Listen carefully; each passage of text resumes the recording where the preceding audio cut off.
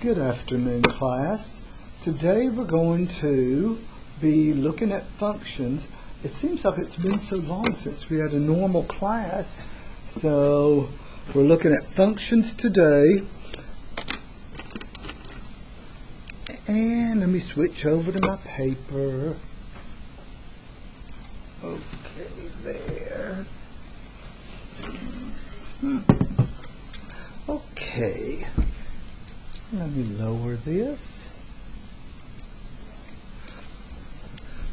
A function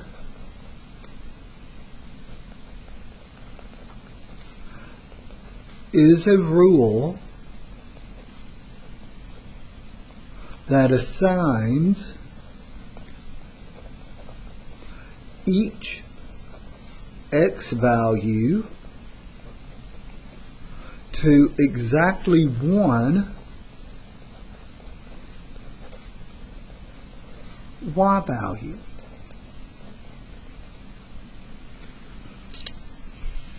And we're defining the word function.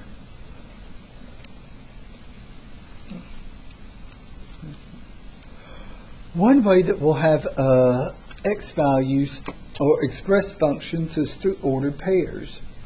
Another way could be something just an assignment or correspondence.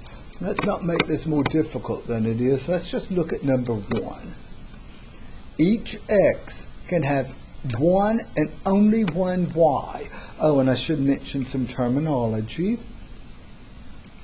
The set of all x values is called the domain. The set of all numbers that can be used as x coordinates is called the domain. And the set of all y values is called the range. So when we look at problem number 1, determine whether the correspondence is a function. Things like this with the little arrows are also frequently called mappings. So when you look at this correspondence, the number 25 is assigned to the number 3. 15, what number is it assigned to? 20. And 9 is also assigned to 3. If you wanted to summarize that information, what I could do, or what you could do, or what I'm going to do, is I'm going to write them as ordered pairs. The number 25 is assigned to the y value 3. Hold on, let me switch over. 25 is assigned to 3, and then the other ordered pair was 15 was assigned, was it 20? And finally, 9 is also assigned to 3.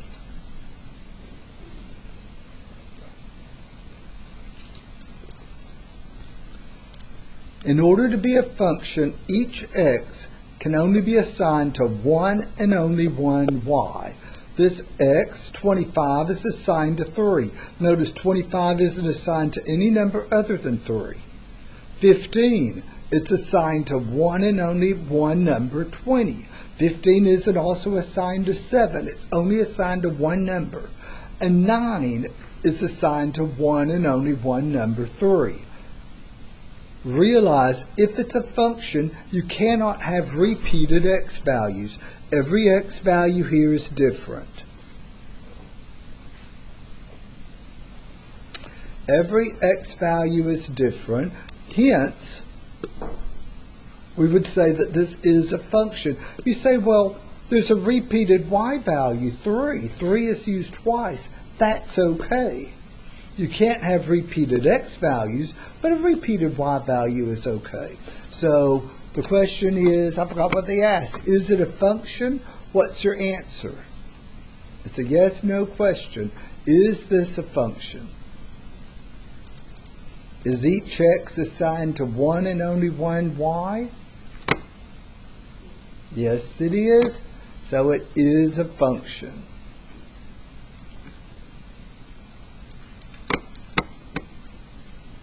Oh, here they've written it out in ordered pairs. Determine the domain and range of the relation. I should write some terminology here. A relation is just any set of ordered pairs. Oh, by the way, for this number 1, I'd say that all the x's are different, so it is a function. But look at number 2. Number 2 has a lot more ordered pairs, doesn't it? Let's write down those ordered pairs. We have the ordered pair 4, 9, and then the ordered pair 21, negative 4, 40, 9. 4 is assigned to 6, and that last ordered pair is 49 is assigned to 6. They want us to determine the domain and the range, and then tell whether the relation is a function. Realize a relation is just any set of ordered pairs. Here's the ordered pairs I've written.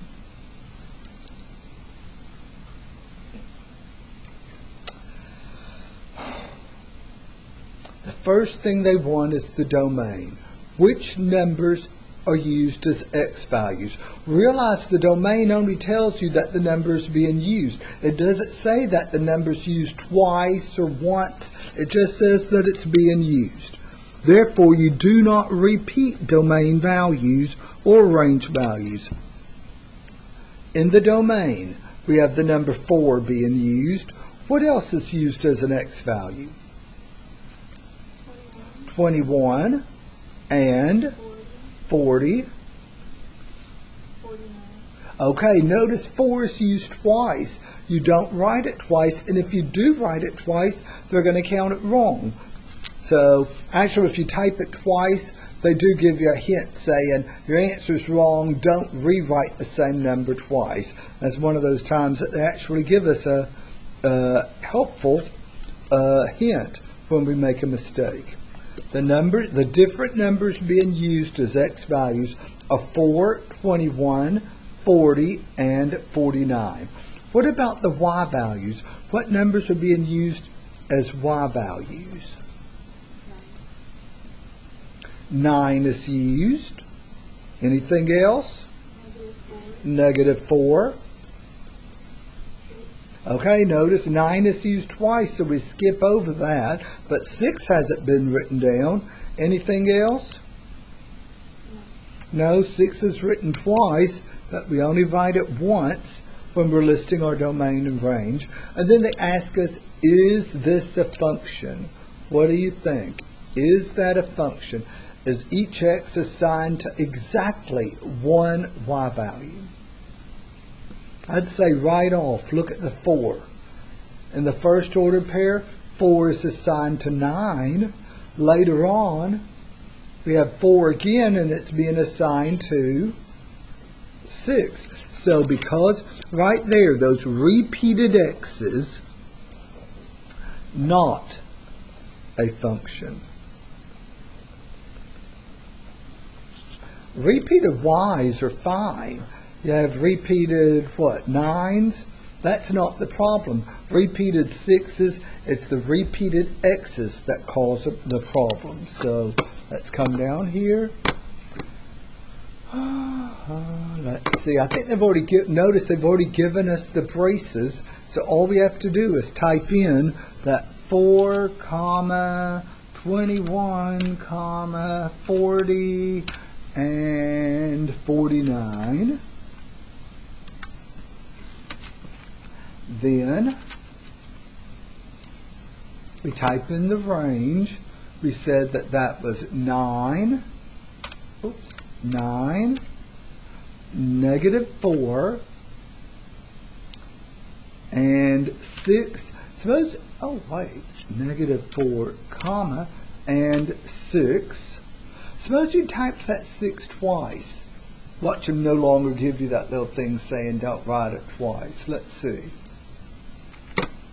There it is. No, it doesn't, does it?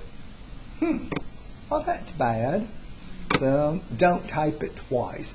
The reason you don't write it twice, even if it's used twice, is the range and domain don't tell you how many times the number is used. It just tells you that it's being used. Once I remove that extra 6, then they give us credit. And is it a function? The answer is no. Let's summarize what we have with an alternate definition of function. A function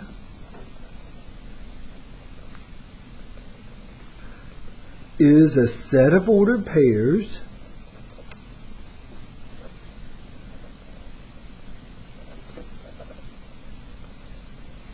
with no repeated x values.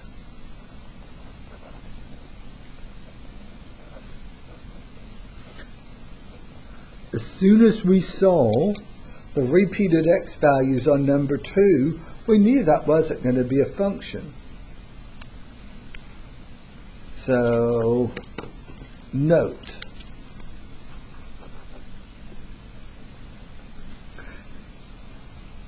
X values cannot be repeated. X values cannot be repeated.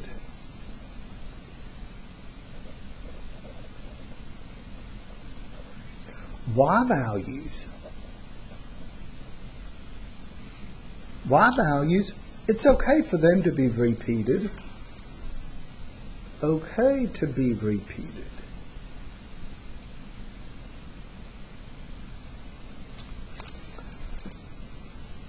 Any questions there?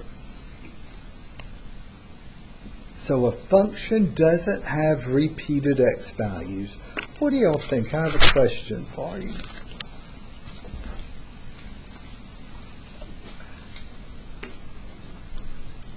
This is number 4. Here's the question I have. Is a circle a function?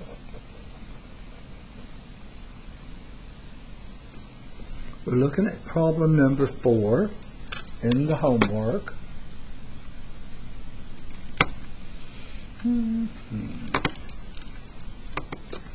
Determine if the graph is a function. When you look at that that graph, do you see any place where there would be 2 different ordered pairs with the same x coordinate? Let's see, I'm going to draw this picture. 1, 2, 3. It's going 3 units in every direction. I can draw that picture here on the paper. Okay, let me draw that picture.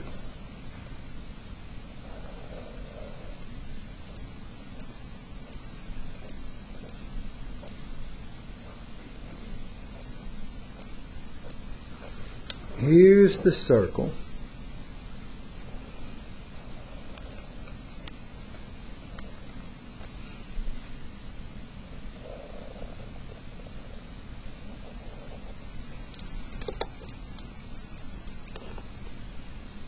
What do y'all think? Are there repeated x values on that red circle I just drew? Let's look at 2 points. Give me the coordinates for that point that I just labeled right there. I think it's 0, 3. Is it 4? Was it supposed to have been 4? Let me make sure. Well, even if it were 0, 4, if I counted wrong, that's okay. What about the coordinates of that point right there?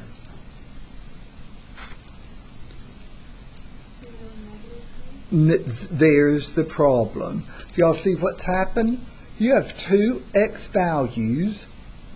You have repeated x values on that circle. This is a positive 3 and that's a negative 3. So a circle is never a function. It doesn't matter where it's centered. Here's something you'll want to remember. If you can draw a vertical line so that it intersects the graph in 2 or more spots, then the graph can't be a function. Look at that. Wherever that vertical line intersects the graph, those green points I just labeled have the same x-coordinate. So there's something called the vertical line test.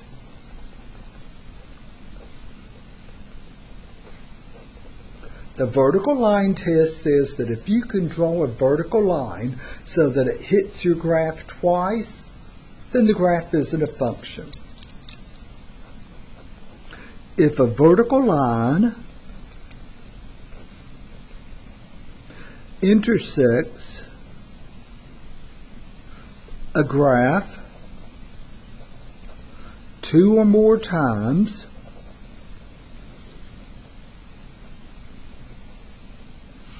then the graph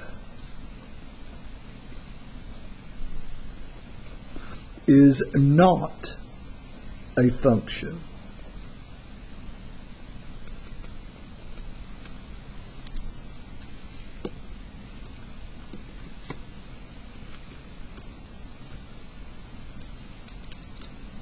What about an oval? Do y'all think an oval would be a function? No. Any circle or slightly circular shape can't be a function, even if it's an oval. There, you draw the vertical line, it hits it twice. So let's look at number 3. Oh, wait a minute. Is this a function? The answer is no. And circles are never functions. Let's go back to number 3. What do y'all think? Hey, this is a V-shaped figure. I remember drawing things like this. It seems like a long time ago. What sort of a equation had a V-shaped figure?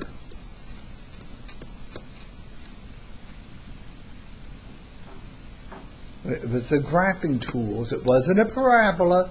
It wasn't a line. It's not a circle. What other things did we graph that had a sharp point in them? Well, it does have a vertex right there. I was trying to get an absolute value. Absolute value equations. That's what we're looking at here. Can you draw a vertical line so that it hits it twice? What do y'all think? Imagine drawing vertical lines. Can you hit that blue graph twice? No. So what do we conclude? Is this a function?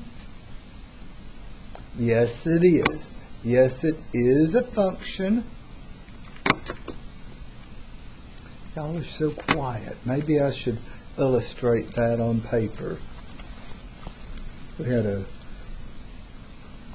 absolute value graph. I don't remember where it was, where the vertex occurred. Doesn't really matter. Okay, just because the same thing's true for all of these V-shaped figures. There's a V-shaped figure. Can you draw a vertical line so that it hits the graph twice? No, so this is a function. Absolute value expressions as we were graphing them are functions.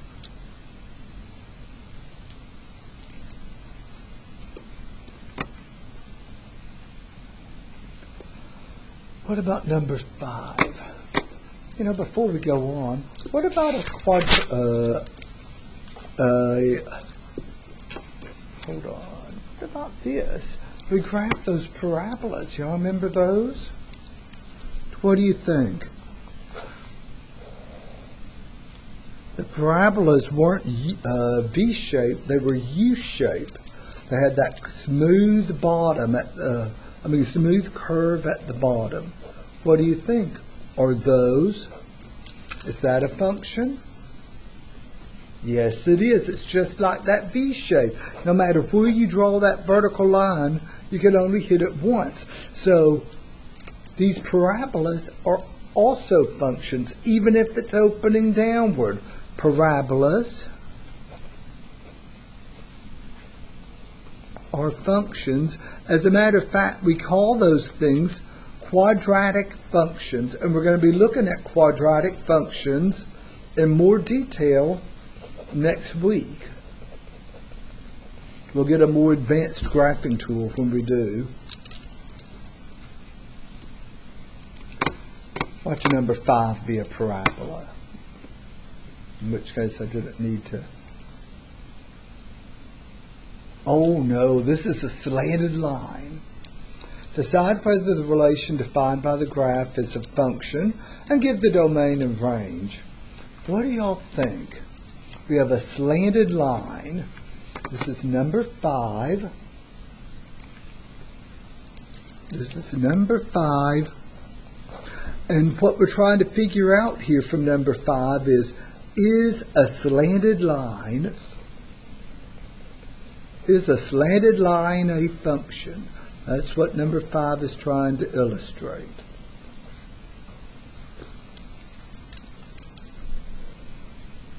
I'm drawing myself a slanted line.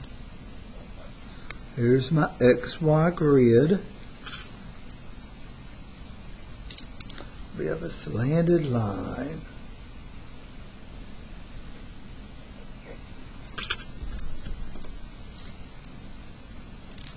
What do y'all think? Is that a function? Yes, it is. It doesn't matter where you draw that vertical line, you're not going to hit it twice. So yes, all slanted lines are functions. So we come over here. Yes. Now they want us to state the domain and range. It might be cleaner to look at I know it's cleaner to look at the computer-generated drawing rather than my rough-hand sketch there, my freehand sketch. The domain is the set of all x values that are used as x coordinates on that blue graph. Well, let's see. If we start here, notice that arrowhead. It keeps going and going forever to the left. So does the graph stop? What do we say is way out here if we keep going forever to the left? How do we denote that? Negative infinity, and then it's coming on. What about on the right? Does it keep going forever? Yes, it's going forever on the left, forever on the right. So we would say the domain is all real numbers. And you have to type it using interval notation. Now remember interval notation from the cut point method.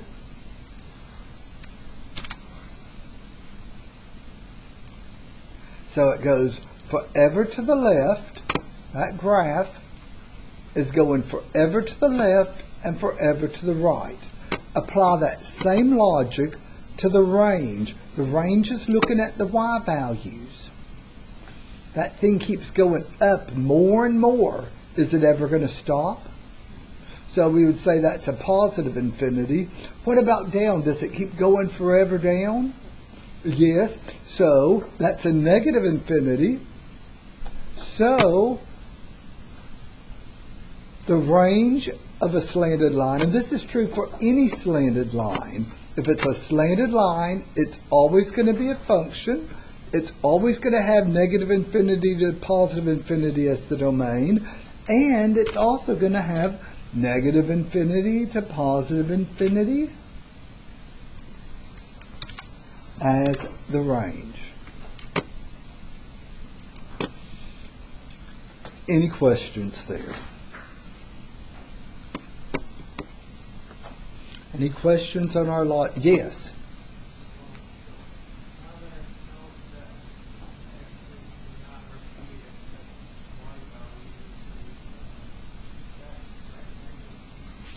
Well, the reason you know it's not repeating is because you can't draw a vertical line to hit it twice. If you could draw a vertical line to hit that graph twice, then that would mean there's repeated x values. The fact that you can't tells you that it's a function. Now, how do you know that it's going forever to the left and forever to the right? It's those arrowheads. The arrowheads. You're looking at this, any slanted line, even if it were rising from left to right, it would still be a function. But the line that I'm looking at is this one that's falling. It keeps going forever to the left. It keeps going forever to the right. So the domain is all real numbers. And it keeps going up and going down. So the range is also all real numbers. Did I answer your question? Okay. Okay.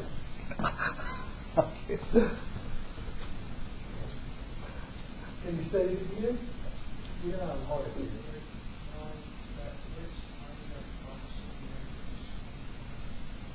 Well, you know now, all slanted lines, any slanted line, it doesn't matter whether it's rising or falling, even if it were falling, even if it looked like that, it'd still be a function.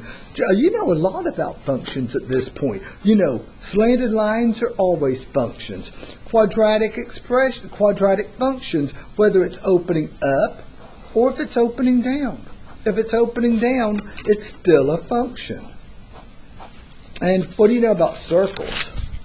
Are they functions? Circles and ovals, you know something about them. What do you know? Never a function. What about absolute value expressions? Those V-shaped figures, whether it's opening up or if it were opening downward, it would still pass that vertical line test. So absolute value expressions are functions. Circles and ellipses, that's what I call an oval, are not functions. Parabolas are functions. Slanted lines are functions. You know a lot about functions at this point, and we're just on problem number 5.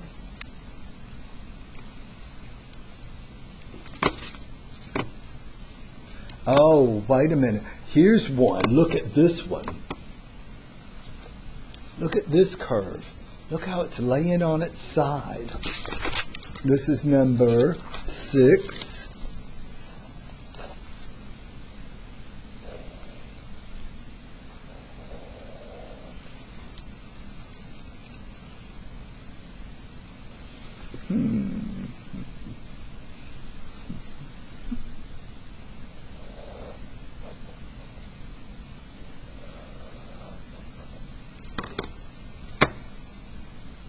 So I just want to look at this sketch that I have to decide, is this a function? We'll look at the computer-generated drawing in a moment when we're trying to determine the domain and range. But for this one here, it's a curve. It's sort of like a U on its side. Is that a function? Can you draw a vertical line so that it hits it twice? Yes. So this is not a function. Not a function. Is the relation a function? No. Now they want us to determine the domain and range. Let's look at the big picture here. The domain. Does this curve keep going forever to the left? Is it going to go to negative infinity? Does it keep coming out this way? No. What's the smallest x value on that curve? 2? And then what about to positive infinity? Does it keep going out here forever and ever? Yes, it does. So the domain, you're including 2. That means you use a bracket. Remember, a parenthesis means you don't include that number. But we're including 2. 2 is actually used as a point on that curve. So for the domain, I would say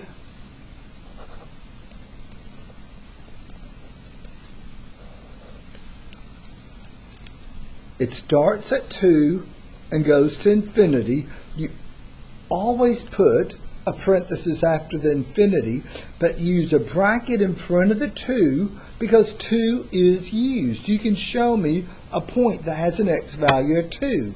When x is 2, there it is. There's the point. It looks like the y value is -5. What about the range? Oh, wait, I didn't type that in, did I? The domain, that's a bracket, 2, comma, infinity, right parenthesis.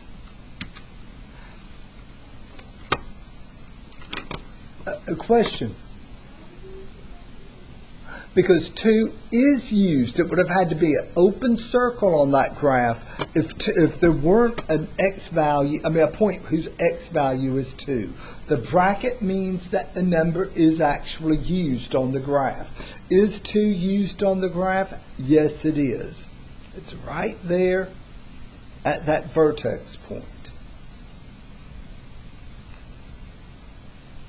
In order to use a parenthesis in front of that 2, here's what the graph would have to look like. And you're not going to see that, okay?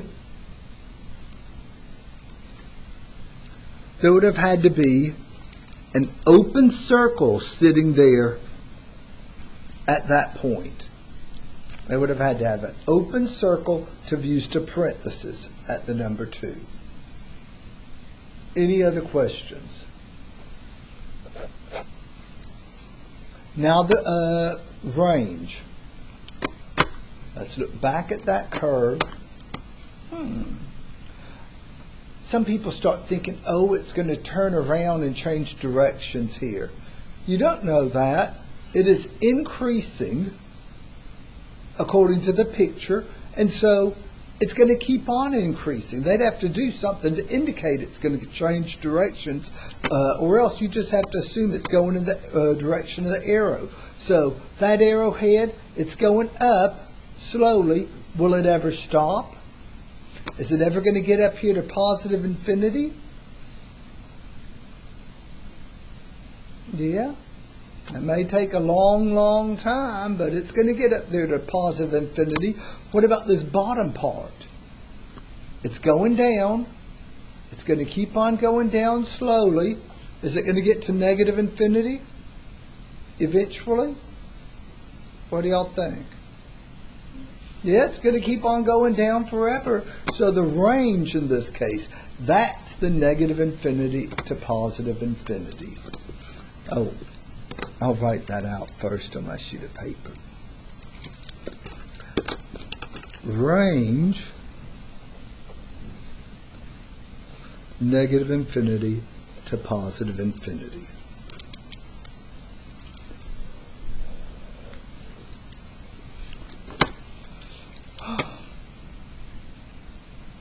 So come over here. Left parenthesis, negative infinity, comma, positive infinity, right parenthesis. Any questions on my logic there? Go home and think about this one, okay? We use the number 2. We have a bracket because 2 is used as an x-coordinate. 2 is the smallest x value on the graph, and then all the other x values to positive infinity are used. The range is negative infinity to positive infinity because it keeps going down forever. It keeps going up forever. And why is it not a function? Why is it not a function? You can draw that vertical line and intersect it in 2 spots. So we have something called function notation. Function notation.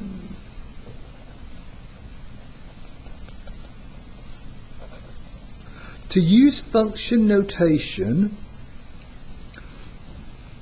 you have to have an equation containing x and y. When I defined that first definition, a function is a rule. Many books say an equation instead of rule. And because that's how we generate these ordered pairs, is through the use of an equation. So with function notation, the equation must be solved for y. You can't have x plus y equals 7 and use function notation. The equation must be solved for y.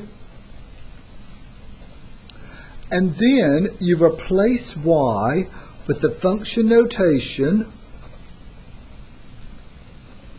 f of x. That's f with an x in parentheses. That's read as f of x or f times x. It is not f times x. That's the one thing I wanted to say. It is not f times x. It's read as f of x, or some people just say out the word function of x. And when you see that f of x notation in an equation, you know that the equation's representing a function. Also, you don't have to use the letter f. F is the most common letter used because function starts with the letter f. But in my business calculus class, I would use P of x for profit functions. I'd use R of x for revenue functions. I'd use a C of x for cost functions. So any letter could be used. The most common letter, though, is f, just because that's the letter that the word function starts with. Looking at number 7. They give us the function f of x equals 4x squared minus 2x. This is number 7. F of x is equal to 4x squared minus 2x. They want us to find, I'm sorry about that, they want us to find the indicated outputs. There was a while back in the 90s where people started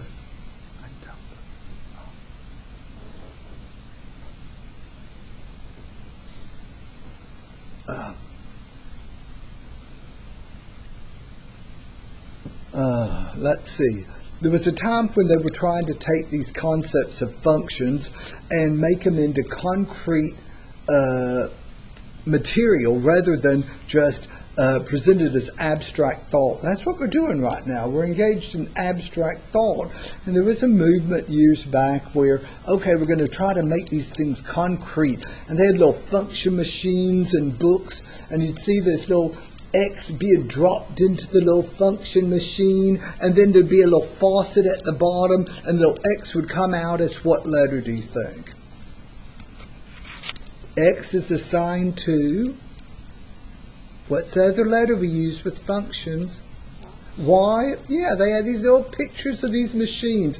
It was really ridiculous, but that's where that notation about output comes from. Fortunately, they're moving away from that. They've decided that was another failed pedagogical attempt to take something that's abstract and turn it into something physical in real life. You're never going to walk around and see functions growing on trees. You're not going to drive by and see a function standing on the street corner or anything. This is abstract thought, but that terminology about the outputs is from that period back in time when they were trying to call the y value outputs of functions. But look at what we have. They gave us a function, and they want us to find f. And notice the notation. They have 0 in place of the x. They have the number 0 in the parentheses. So f, here's what they want us to find. F, and they have a 0 inside the parentheses. Function notation gives us an easy, quick way to ask, what is the y value when x is equal to 0? That's what this statement is asking. What's the y when every x up here is replaced with a 0? Well, that's pretty easy. Go through replacing every x with 0.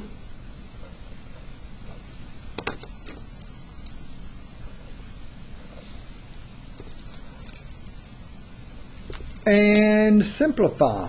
When x is 0, what's the y value generated going to be? Reducing this, what are we getting?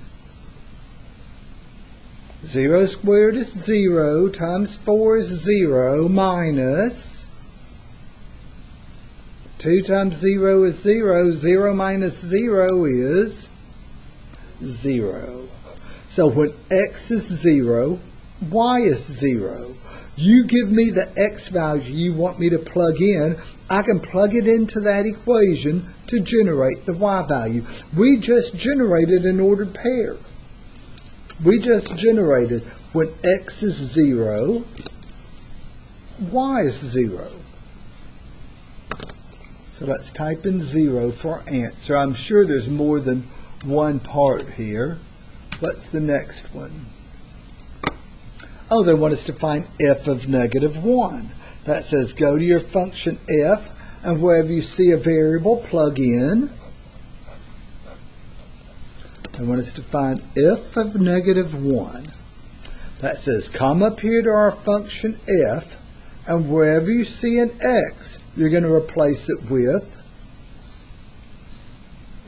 negative 1.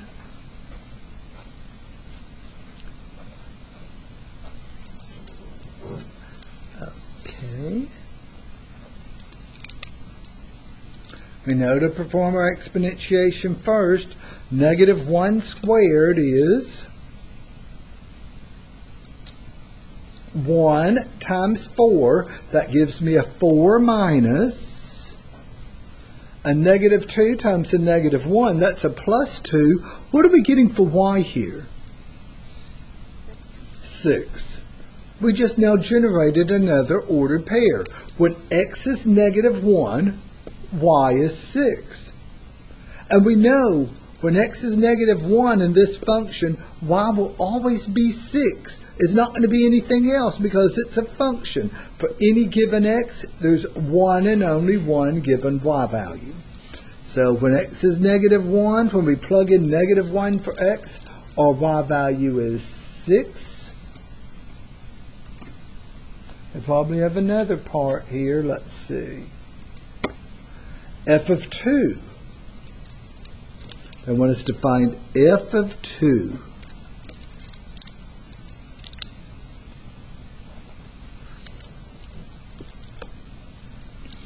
F of 2. That says come up here to your function f, and wherever you see a variable, replace it with 2. So we have 4. Replace the x with 2. Replace that x with 2. 2 squared is 4. Times 4 is 16. Minus 2 times 2 is 4. What are we getting for y here? Oh, wait a minute. I didn't call out. I forgot. So we have 2 squared is 4. Times 4 is 16. Minus 2 times 2 is 4.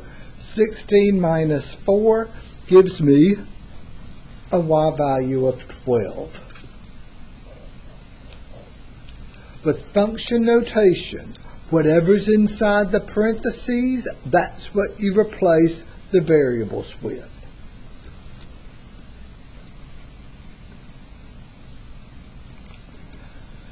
And that gives us a 12. Surely that, okay, next question.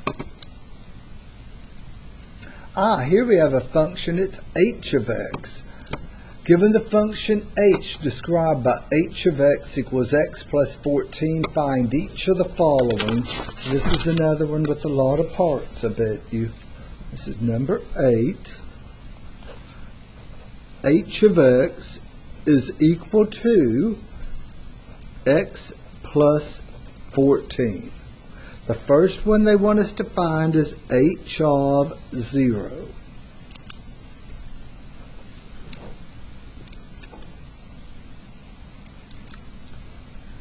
That says go to my function h, and wherever I see a variable, replace it with 0. So I have 0 plus 14,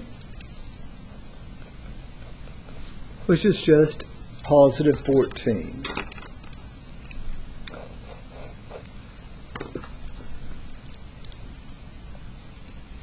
Oh no, I don't want to leave that.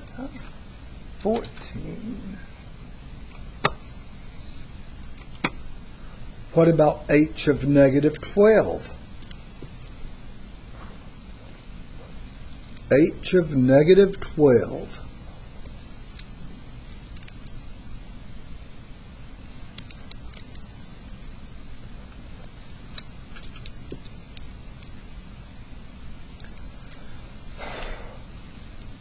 That's at negative 12 plus 14, which gives me a y value of 2. I agree.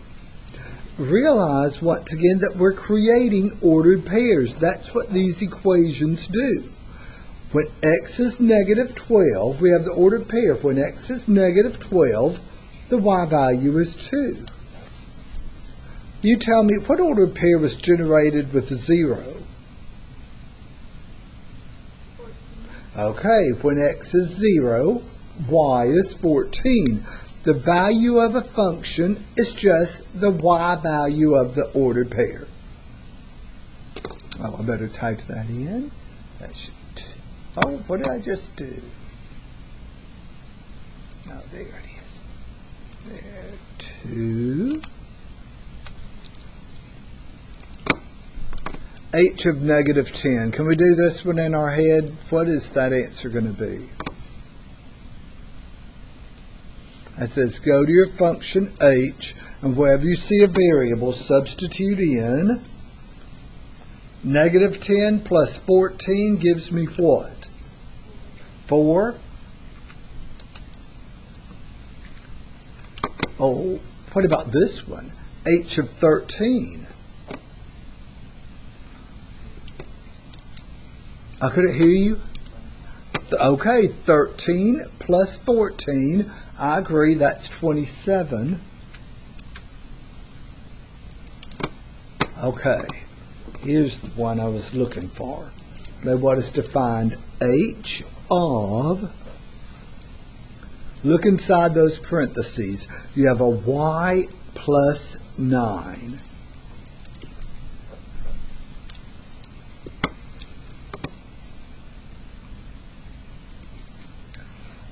H of y plus 9. Remember, with function notation, it says go to your function and replace every x with what's in the parentheses. So we're going to go to this function and replace the x with, to answer this h of y plus 9, we're going to replace that x with y plus 9. So that x is being replaced with the y plus 9, and we still have the plus 14. And we can do a little bit to clean this up. The 9 plus 14 is 23, so how about a y plus 23 for our final answer? Any questions there? Whatever's inside the parentheses, that's what you replace the variable with. And if it's an algebraic expression, fine. When x is y plus 9, the y value is y plus 23. So we come over here and we type in y plus 23.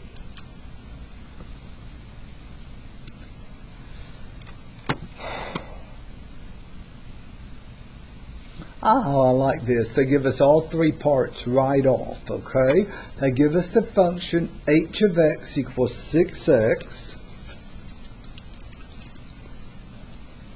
Let me write this down.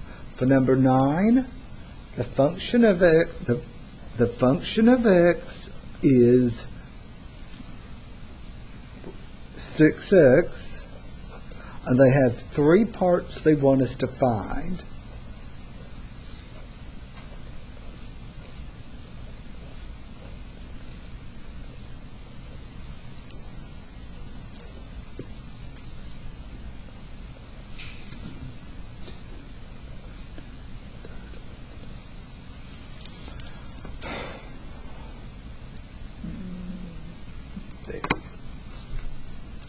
h of negative 20. That says go to our function h, and wherever we see an x, replace it with. So you have 6 times negative 20. 6 times negative 20 gives us negative 120.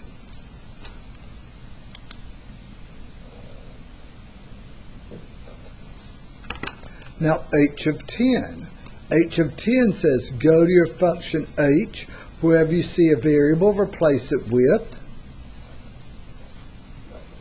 10.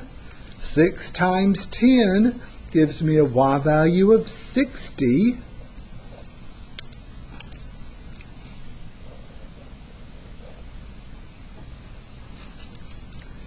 And finally, h of 32. That says go to your function h, wherever you see a variable, replace it with 32. 32 times 6, is that a 186? 30 times 6 is 180. 2 times 6 is 12. No, it's 192, isn't it? I'm getting 192. Are y'all checking me? Yeah, and if you're not, we'll see what my lab says. If I'm wrong, they'll tell me. So it's a negative 120.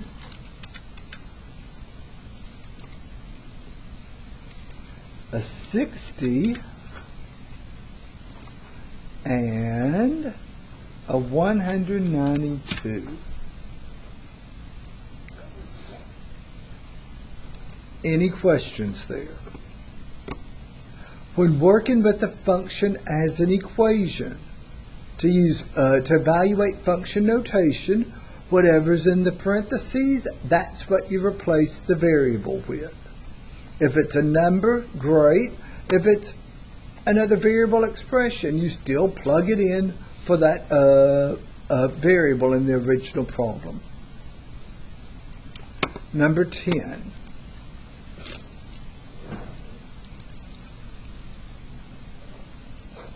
We have the function f of x equals negative 4x plus 7.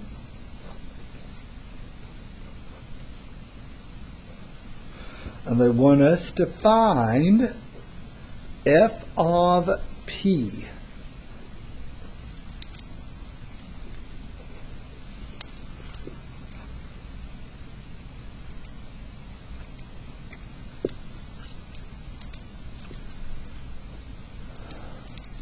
F of p. That says go to your function f, and wherever you see an x, replace it with what? A p. It's just a change of variable then, really.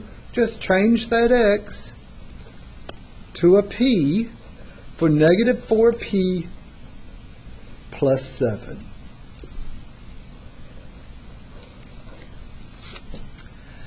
Any questions there? Oh, I better type it in. When evaluating function notation with an equation, the thing in the parentheses, that's what you plug in for the variable in the original problem. So negative 4p plus 7.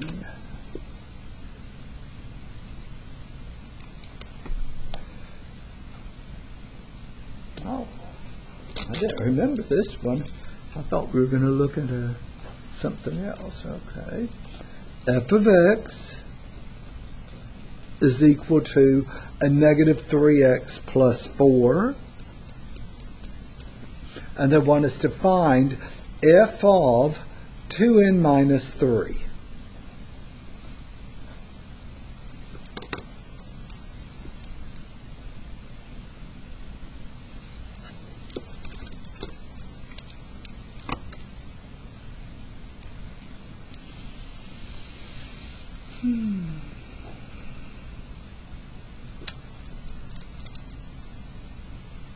F of x is equal to negative 3x plus 4. They want us to find f of 2n minus 3. That means we go to our function f, and wherever we see a variable, realize this variable is already replaced. That x is already replaced with a 2n minus 3. What are we going to put in place of this second x?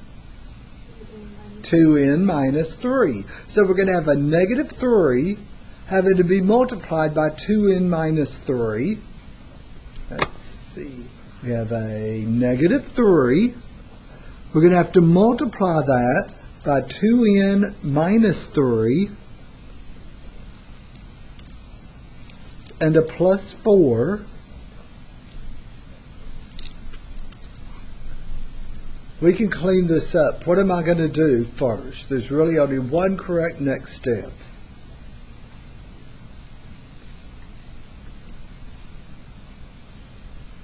What will I do next? Starts with a D. Distribute, okay. I'll distribute that negative 3. Negative 3 times 2n gives me a negative 6n. Negative 3 times a negative 3, what am I going to have here? And don't forget my plus 4. So simplifying, we have negative 6n plus 9 plus 4 is 13. There are no other like terms to combine. Here's my answer. When working with a function equation with function notation, whatever's in the parentheses, that's what you replace the variable with. Any questions there? So, negative 6n plus 13.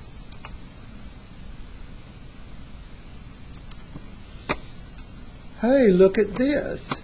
Look at this. They're not even giving you an equation. There's no x for you to go. They want you to find f of negative 5, but there's no x for you to go and replace with negative 5. Let me write down f is the set of ordered pairs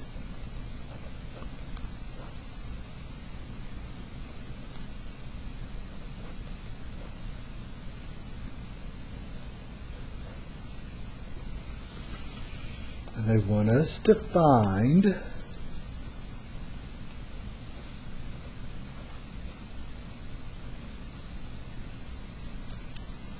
f of negative 5.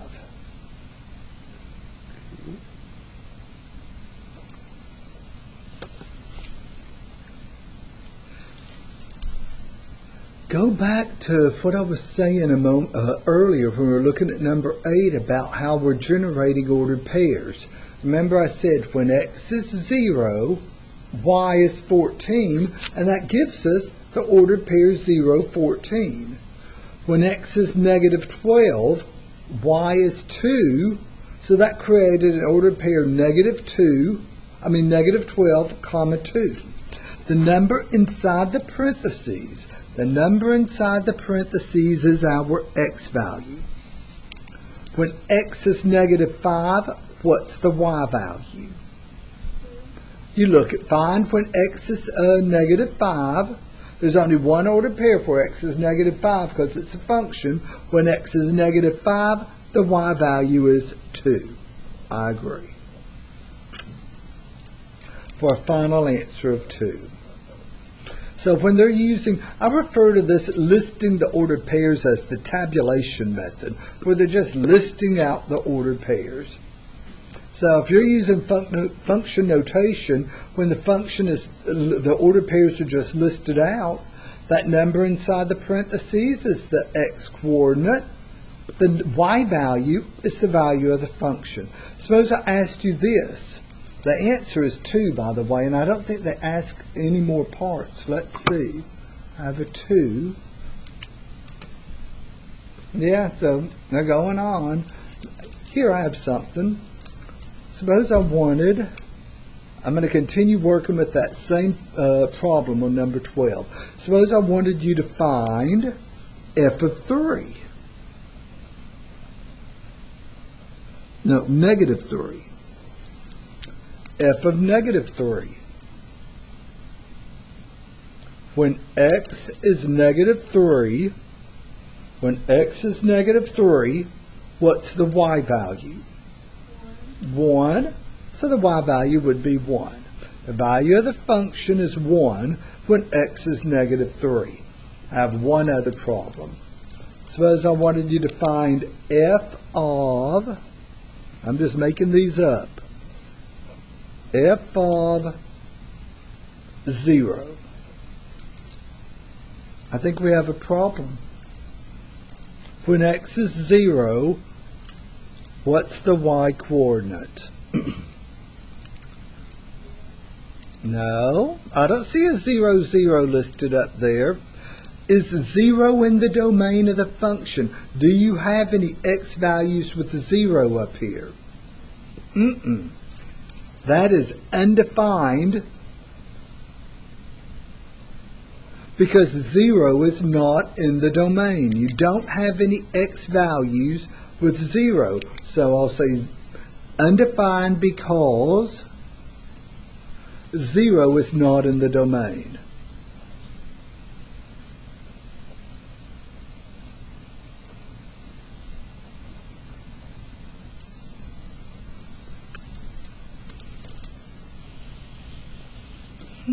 Let's see. So we can have functions as equations. That's the most common occurrence. Functions written as equations. Or we can have functions written as ordered pairs. There's another way of expressing functions. Graphically, do you remember that? Look at number 13. They give us this graph.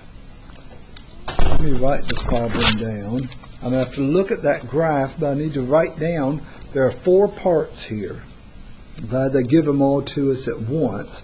They want us to find f of negative 4,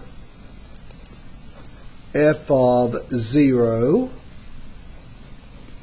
f of positive 1, and f of 8.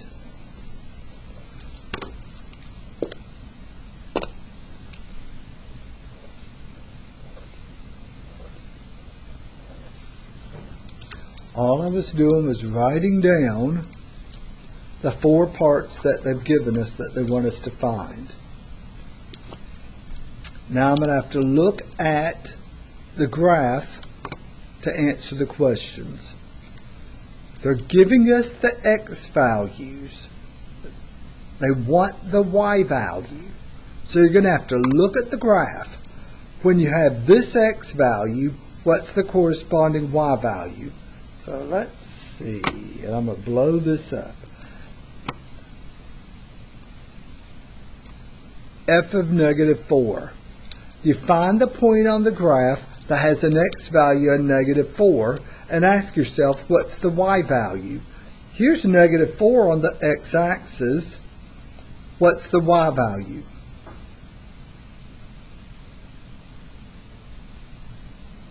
When x is negative 4, the y value is, what's the y value of that point that I'm pointing at? If I wanted you to label that little point there as an ordered pair, parentheses, negative 4, comma,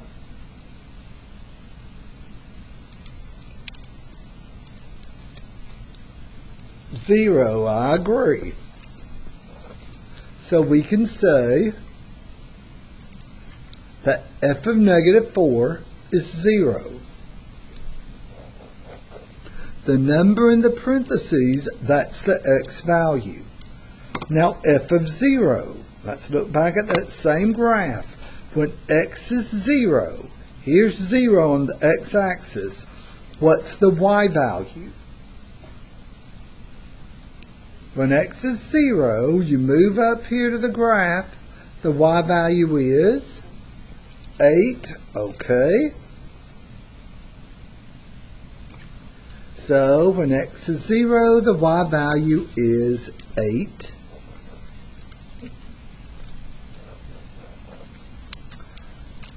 F of 1. f of 1, when x is 1, here's 1 on the x-axis. When x is 1, what's y? When x is 1, what's y? Move up to the graph, and where do you get?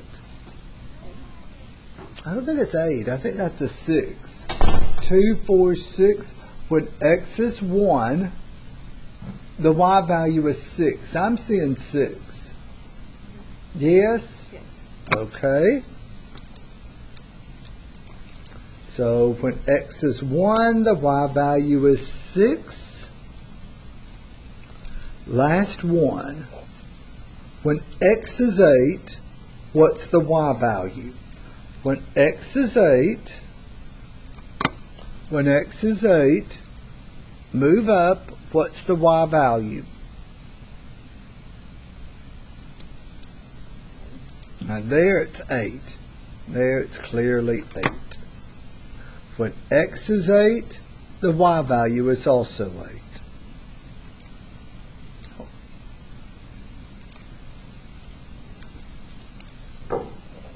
Oops. So we need to type in, what is it, 0868?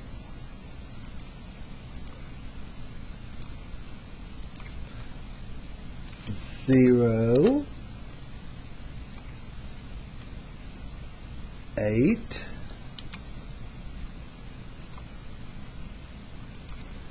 6,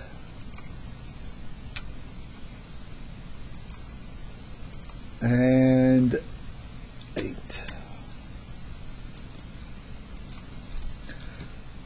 Any questions there?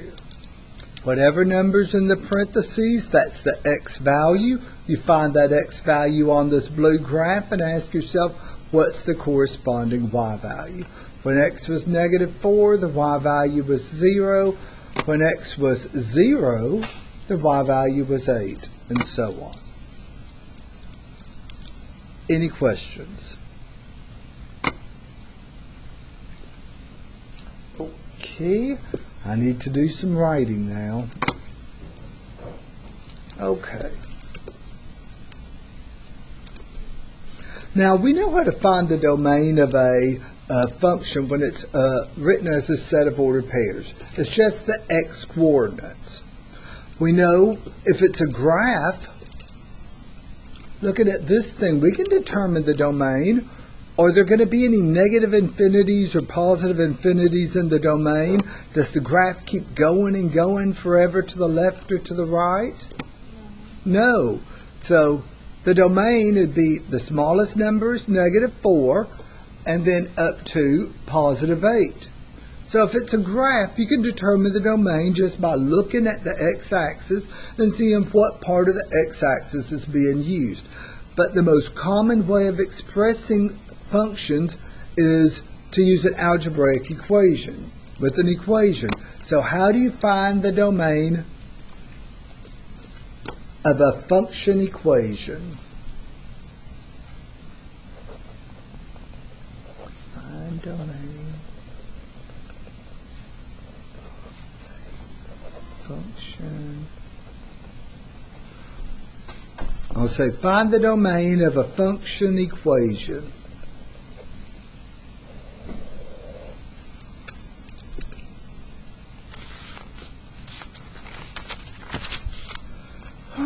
Something like this number 8. h of x equals x plus 14. What numbers could you plug in for x and get a y value back? That's what we're looking for. Unless we're told otherwise, and sometimes we're told otherwise, especially in application courses like Math 1324 or 1325, you'll be told, oh, this revenue function only works for production levels of 1,000 or higher. But unless you're told otherwise,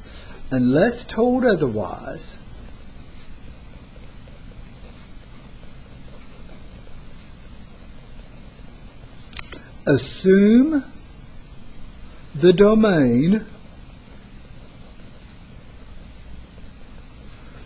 of a function equation f of x equals blah, blah, blah. function equation is the set of all real numbers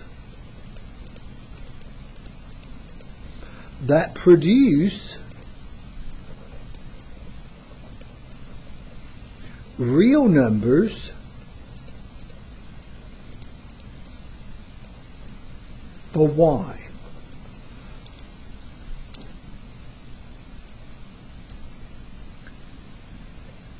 The domain of a function is the set of numbers that you can plug in for x so that you get a real number back for y.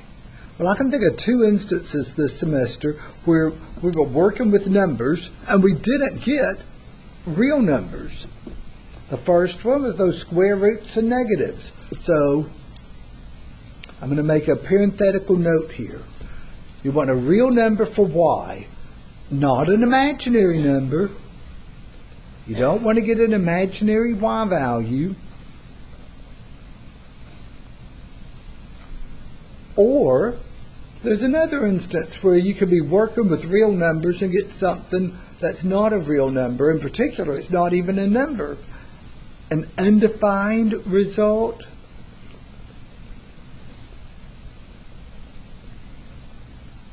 I remember we were looking at those, solving those equations with fractions. We had to worry about undefined results. You have to avoid imaginary numbers. You have to avoid undefined results. Avoid imaginary y values and undefined results. That's so messy. I don't like the way I wrote that out. I think it'd be better if I wrote it like this. When do you get an imaginary number? Is the square root of 4 imaginary? No. What do you have to have under that square root for it to be imaginary? A negative. You want to avoid the square root of a negative. When do you get an undefined result? When is the fraction undefined? You have a fraction. When is it undefined? 0 where? In the denominator. That's right, a number divided by 0. Those are the two things you want to avoid. You want to avoid getting square roots of negatives. You want to avoid getting a 0 in the denominator. In order to pick up the square root of a negative, look at this number, let's see, let's just look at this number 8. Start plugging in numbers. 1, 2, 3, 4, 5, so on. Plug in negative numbers. -1, -2, -3. Plug in -1/2. Plug in anything you want to. Are you going to get the square root of a negative number as your answer? In order for you to pick up a square root of a negative number, what must appear in your equation?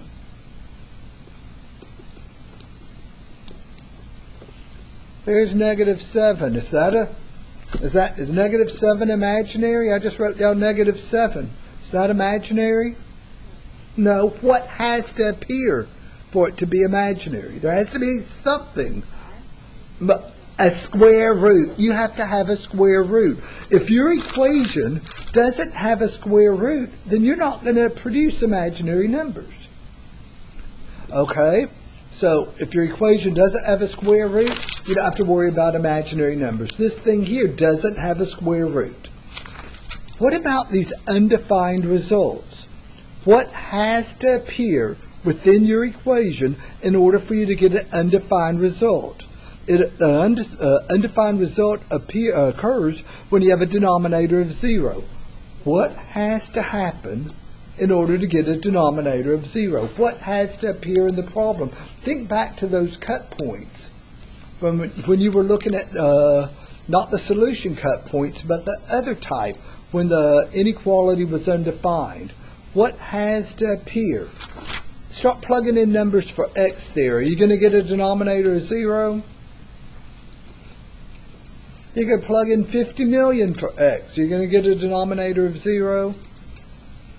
In order to have denominator cut points, your inequality must contain what?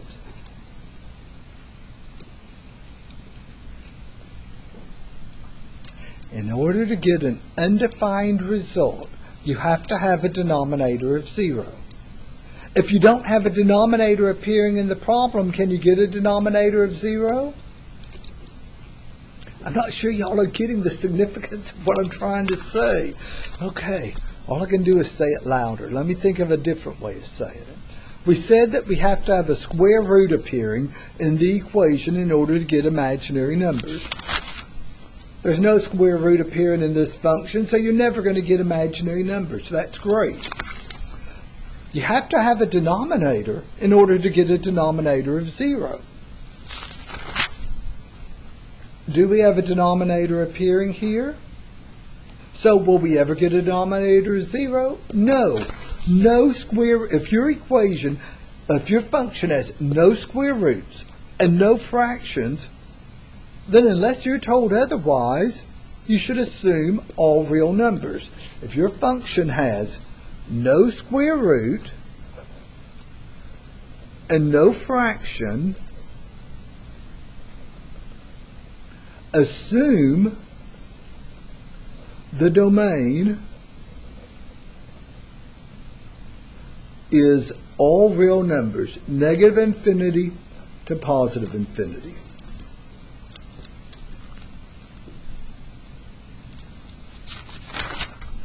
So looking back here, there's no fraction, no square root. What numbers could I plug in for x? Any number. I'll always get one and only one y value back for any given x. Let's look at number 15.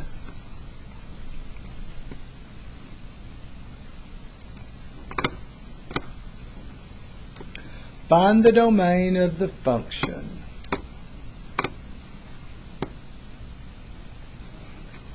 This is number 15.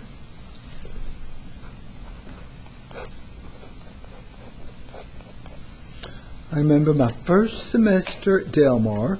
I was walking down the hall and I heard Dr. Sheen had his door open and he was teaching something involving domains to his class, and I heard him clearly say, no square roots, no fractions, the domain's all real numbers.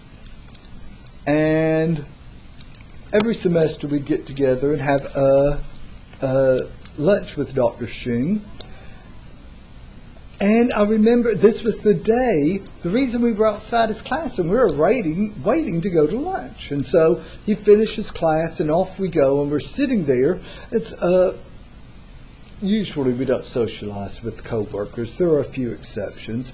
But we're sitting there trying to find conversation. You know, you hardly know the person. You work with them. What do you talk about? You talk about work. And so I'm sitting there and I said, hey, I heard what you said in class today. No square roots, no fractions, the domain's all real numbers. That's good. And he's like, huh? And I said it again. He said, oh, let me write that down. And I'm like, wait a minute. You're the one that said it.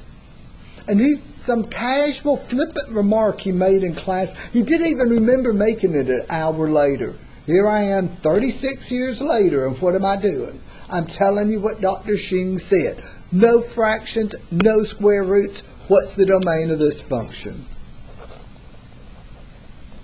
I'm mentally yelling because you're not yelling it out. I'm pulling my hair out right now, mentally, of course, because y'all haven't told me the domain. If your function has no square roots and no fractions, assume the domain is all real numbers, negative infinity to positive infinity. No square roots, no fractions, all real numbers. So this is nice. A, B, C, or D. Response B. There won't be many like that. I'll tell you right now. There won't be that many like that. Let's look at number 14. Find the domain of the function. Okay, number 14. This is a rational function. A number that can be expressed as a fraction is called a rational number. An inequality with a fraction, that's a rational inequality. We solve those using cut points. This is a rational function. A rational function. Well, there's no square root, so it's not going to make imaginary numbers. But I see a fraction. We don't want that denominator to be 0. We don't want the denominator to be 0. That means x cannot equal negative 13. So it's as if you're finding those denominator cut points when solving inequalities. That's saying, this notation is saying that x can equal anything as long as it isn't equal to negative 13. I like to write out these domains for rational functions in words. I like to write it out. That's saying, if we're going to write it out, it's all real numbers except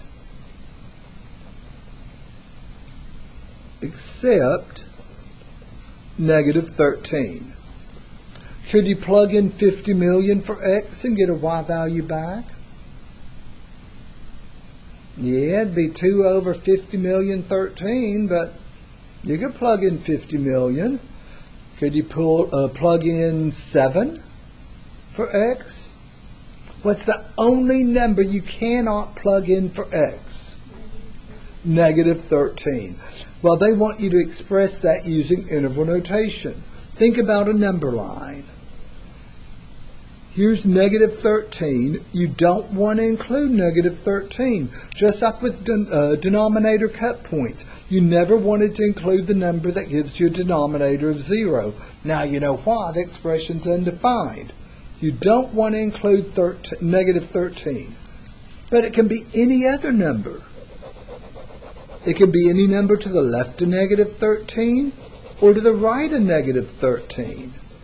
It just can't be negative 13 itself. How do you express those shaded intervals using interval notation? You can't say negative infinity to positive infinity because there's one spot that's not shaded. That negative 13. You're going to have to break it into 2 intervals. I'll get us started. This left-hand interval, we'd say parenthesis, negative infinity, comma, negative 13. What do you put after that negative 13? Parenthesis or bracket? Parenthesis, because it's not shaded in, or parenthesis, negative 13 to infinity.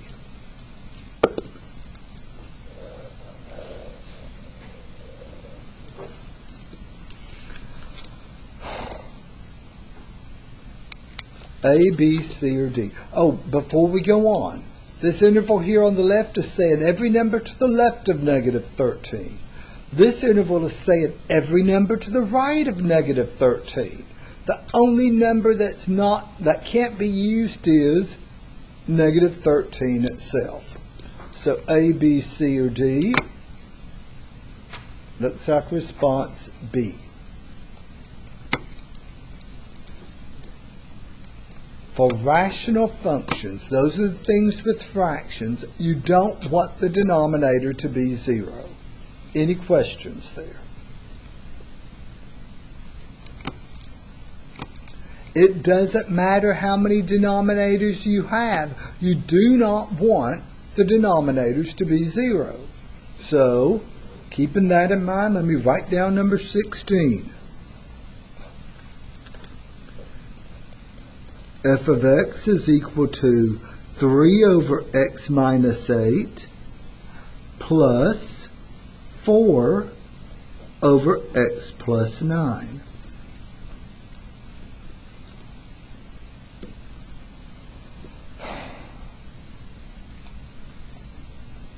We don't want the denominators to be 0, so I see 2 separate denominators. We don't want the first denominator to be 0, so x minus 8 can't equal 0. Oh, wait. I thought I'd switched. Oh. So x minus 8 can't be 0. That means you can't use what number for x? X cannot equal 8. Now the second one, x plus 9. You don't want that to be 0, which means x cannot equal negative 9. The numerator really doesn't matter. That's just a 3x, a 3 there. It could be a 3x or a 4x. All you're using to determine the domain for a rational function, those are the ones that are just fractions, are the denominators. So you don't want x to be 8. You don't want x to be negative 9. If I were going to describe the domain in words, I'd say the domain is all real numbers. If I were going to write it down in words, I'd say, oh, I'm sorry about that, all real numbers except 8 or negative 9. Could you plug in 50 million for x? Yeah. Could you plug in the 7/3 for x? Yes. The only numbers you can't plug in for x are positive 8 and negative 9. How do you say that using interval notation, though? You want every number in the world except for 8 or negative 9. For lack of a better way of explaining it, I'm going to look at a number line again. There are my denominator cut points. I don't want those numbers,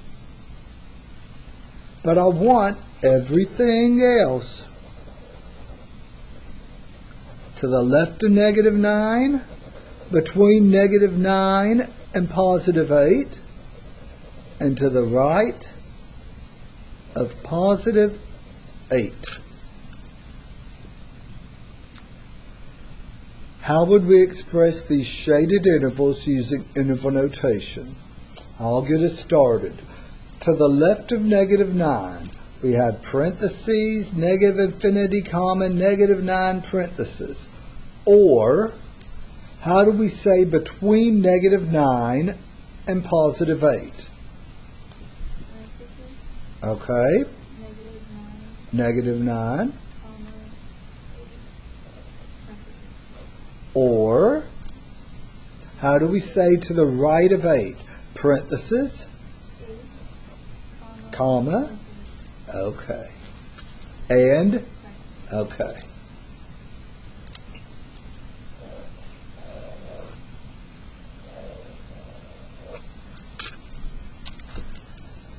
But this was multiple choice, A, B, C, or D. Let's see, where are we? Looks like there's only one that has 3 intervals. There it is. Any questions there? If there's no fractions or no radicals, then we can assume the domain's all real numbers. If it's a rational function, then you don't want the denominators to be 0. Well, what about square root functions? What about square root functions? Look at number 17 and 18. Those are square root functions. If you see square roots, that takes priority over everything else. If it's a square root function, you're going to use the cut point method. I'll say, use the cut point method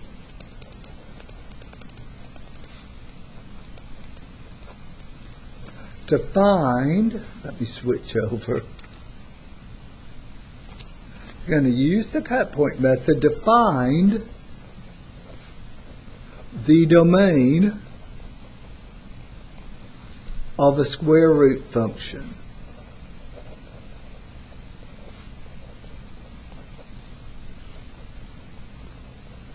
And we can spot square root functions real fast because they have to have what? What did I see? How did I know that?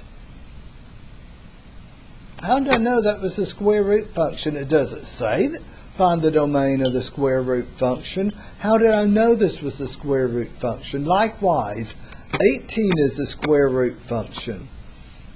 What did I see that let me know that it was a square root function? That square root symbol, the radical.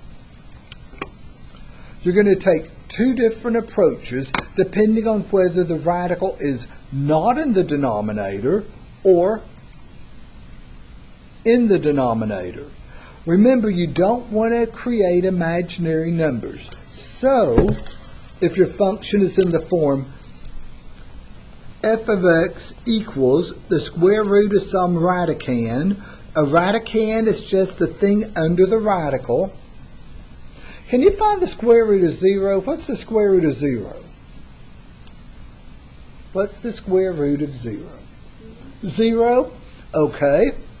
So, this thing under the square root could be 0. If your square root is not in the denominator, you're going to take whatever's underneath the radical and set it greater than or equal to 0. On the other hand, if you're looking at a square root function, I don't know what the top is. It doesn't matter for my discussion. Suppose you have a square root in a denominator. The square root of 0 is 0. Would it be okay to have a 0 down there on the bottom? Oh, I'm sorry about that. Thank you. Okay. Oh, and I did it again. There. Okay. So y'all didn't see this brilliant statement I made right here. If f of x equals a square root function, notice the square root's not in a denominator, then you take the radicand and set it greater than or equal to 0. Because the square root of 0 is 0. Suppose the square root is in the denominator. Would it be okay for that denominator to equal 0? Would it be okay for you to have the square root of 0 down here in this denominator? No, because if you have a square root of 0 in the denominator, then the result would be undefined. So if the square root is not in the denominator, you set the inequality radicand greater than or equal to 0. If the square root is in the denominator, you just want to set the thing under the radical greater than 0. You can't make it equal 0. If you make it equal 0, then you're going to wind up with a denominator of 0, which is not allowed.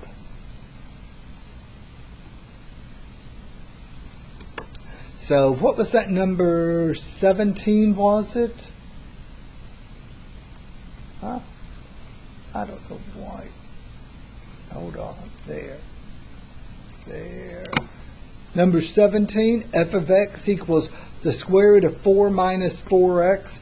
Which setup? Let me write this problem down first. This is number 17.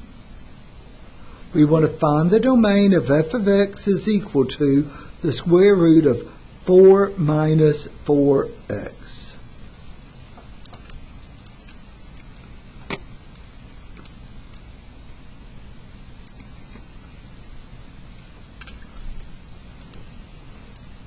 I like to use Roman numerals. I'm going to say this is case number 1, and this is case number 2. Which case are we looking at in number 17? Is the square root in the denominator, or is it not in the denominator? It's not in the denominator. That means you're going to set the 4 minus 4x greater than or equal to 0.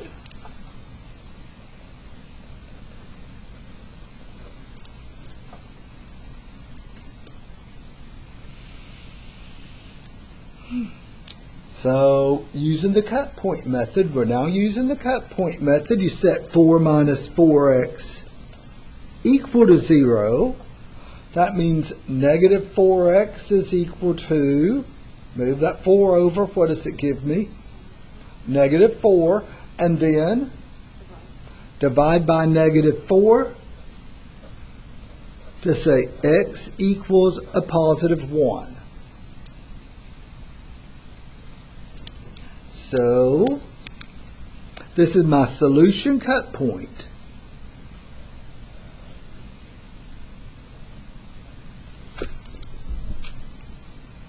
We're using the cut point method.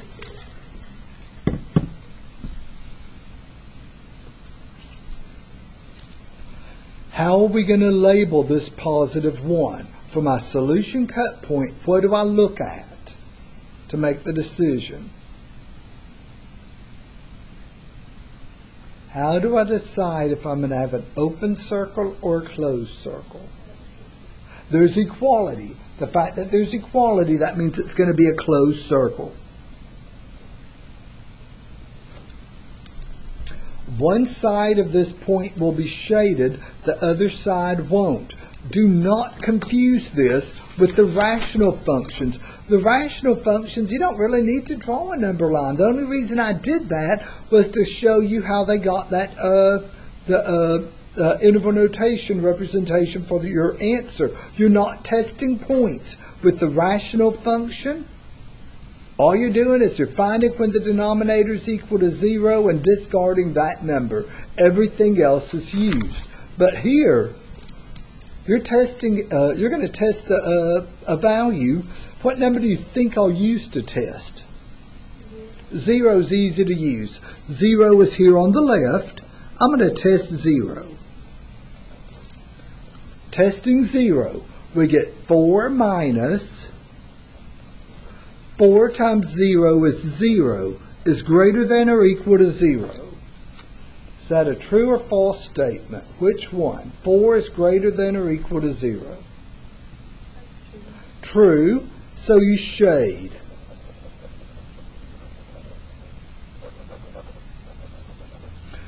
You don't have to test over here, but if you tried to use 2, suppose you tried to use 2, you'd have 4 minus 8.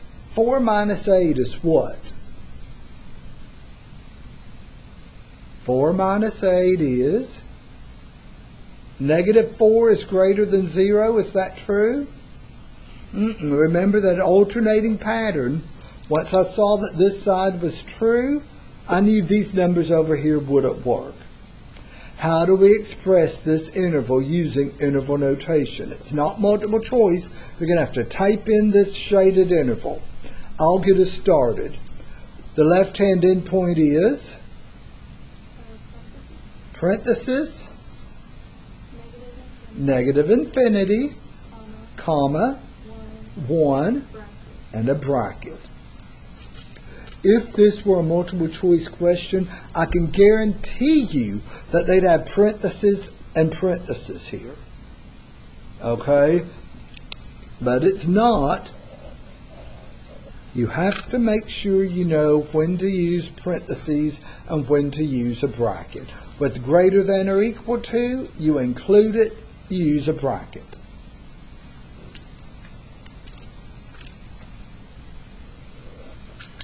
So I hope I haven't been timed out.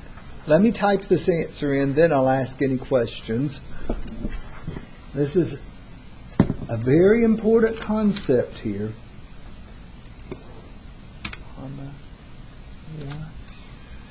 Bracket.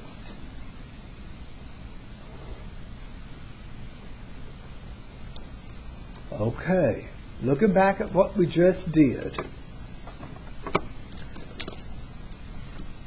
If you're trying to find the domain of a square root function and the radical is not in a denominator, set the thing under it greater than or equal to 0. You don't want that stuff under there to be negative or you're going to create imaginary y values.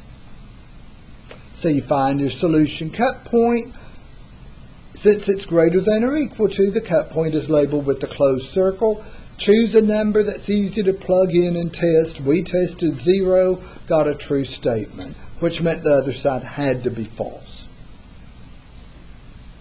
Any questions? Yes.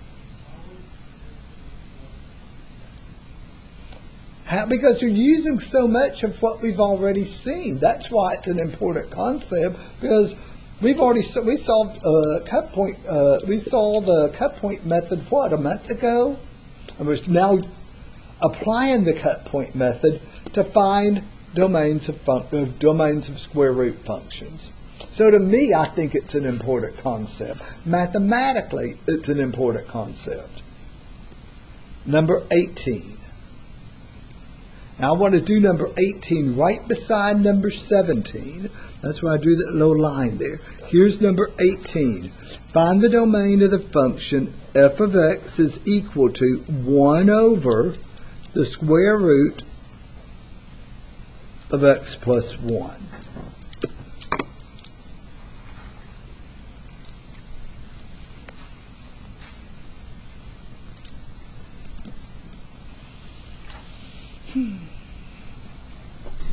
Is this a type 1 square root function or a type 2 square root function?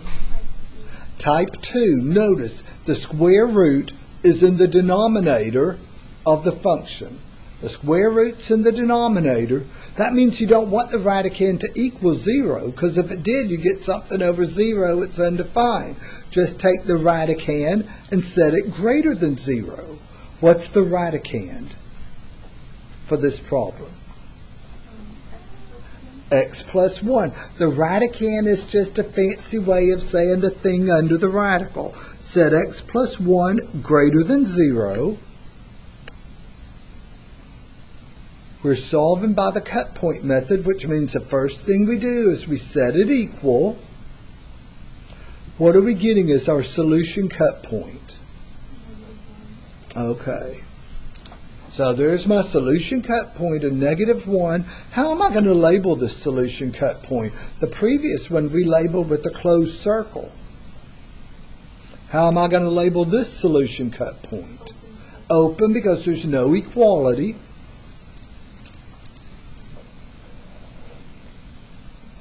There's -1, open circle. I need to just stay like this, because then the microphone works so easily, but it would kill my neck being over like that. I mean, the microphone works so well when I'm bent over like this.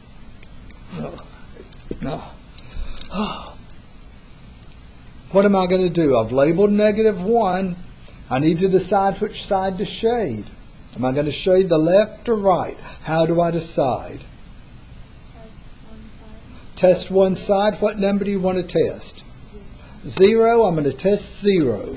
Is 0 on the left or on the right? 0 is on the right. It's bigger than -1. So we're going to test 0. That gives me a 0 plus 1 is greater than 0. 1 is greater than 0. True or false?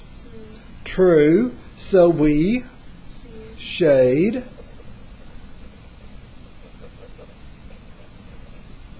If we had used something like -2, -2 plus 1, that would not have been greater than 0. So what do we do over here?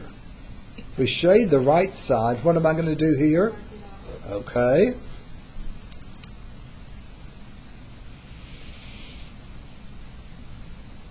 We need to write the shaded interval using interval notation.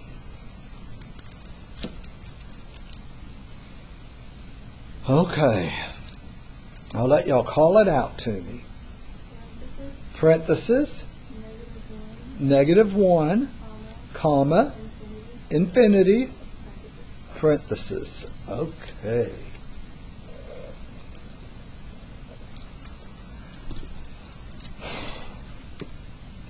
Before I go and enter the answer, I know it looks messy, but any questions? If the radical is not in the denominator, set the radicand greater than or equal to and use the cut point method. If the radical is in the denominator, just set it greater than. That means your solution cut point won't be shaded. A, B, C, or D. You see, look at that. They have a bracket on B and a parenthesis on A. So, gotta be careful. You want the parenthesis. Any questions there?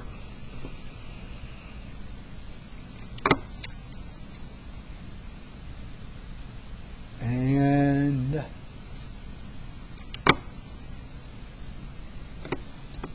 one more. Find the domain. Am I going to use the cut point method on this? Is this one of the type 1 or type 2 questions?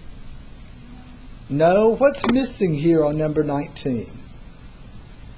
Unfortunately, after people do a couple of problems with the cut point method, they go into a cut point frenzy and forget what they were doing for things like number 16.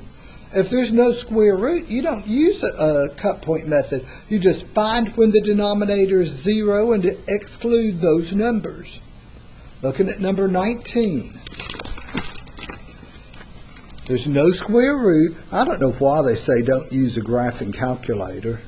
I'm not sure why they decided to stick that on there.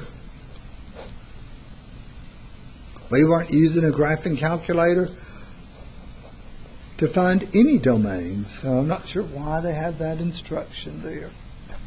X squared, we want to find the domain.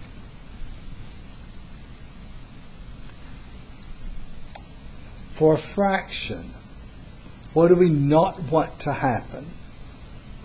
There's no square root, so no cut point method.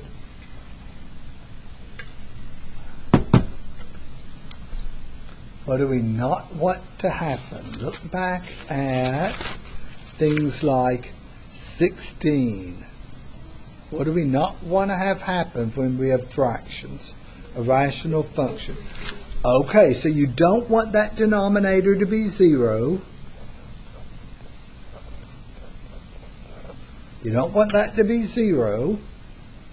I think we can solve this by factoring. Seems like it's been a long time since we factored. I know we didn't do it today. I guess it's been a long time since I lectured. That's why it seems like it's been so long. X squared, that'd be an X and an X. What do we know about our signs? Last sign's a minus, so you have one of each. And for 8, what times what gives you 8? Either 1 times 8 or 2 times 4. Which one do you want to use? 2 times 4, play it out in your head. What should go after the x plus? The 2 or the 4? Remember, you want to get back a negative 2x. Okay, the 2 should go after the plus, the 4.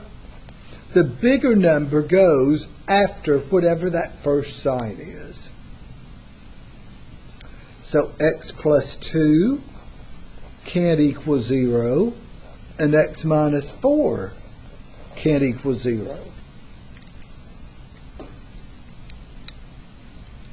Which means here x cannot equal.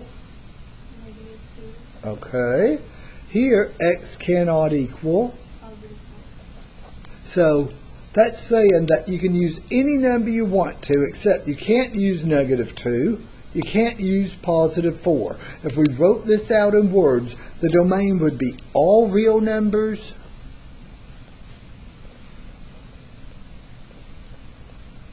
except negative 2 or positive 4. How do you say that using interval notation? Is this multiple choice? No, it isn't. I was going to just let us pick out the response, but I think we better. How do we say that using interval notation? You don't want negative 2, you don't want positive 4, but you want every other number. I'm going to think of a number line. There's negative 2 and positive 4. We don't want them not equal to, so we're not shading them. But we want everything else. Notice, I'm not testing intervals. That's only with the cut point method. This is just a number line. We're not We're not testing intervals. You do that with square root functions. This was not a square root function.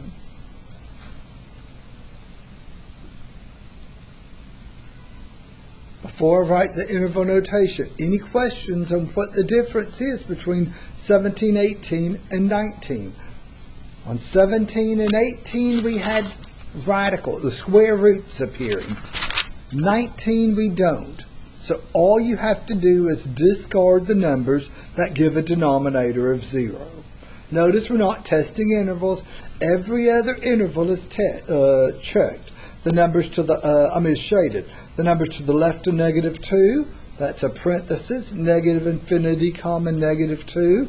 Right parenthesis. Or, how do you say the numbers between -2 and +4?